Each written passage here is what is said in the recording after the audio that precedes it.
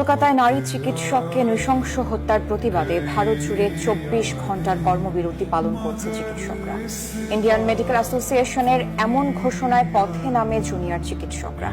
সমর্থন জানায় পশ্চিমবঙ্গের চিকিৎসক সংগঠন। চিকিৎসকদের দাবি, জরুরি পরিষেবা ছাড়া আর কোনো পরিষেবা দেবেন না তারা। এক প্রকার অচল হয়ে পড়েছে ভারতের স্বাস্থ্য পরিষেবা।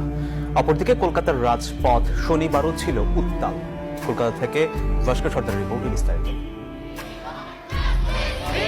কলকাতার নারী চিকিৎসক শিক্ষার্থীর হত্যায় দিনভর উত্তেজনা ভারত জুড়ে। চিকিৎসক সংগঠন IM এর ডাকে শনিবার সকাল থেকে রোববার সকাল ৬টা পর্যন্ত অবস্থান বিক্ষোভে বসেছেন চিকিৎসকরা। এই ২৪ ঘণ্টা দেশের চিকিৎসকরা শুধুমাত্র প্রয়োজনীয় পরিষেবা ছাড়া আর কোনো পরিষেবা দেবে না বলে ঘোষণা দিয়েছেন তারা।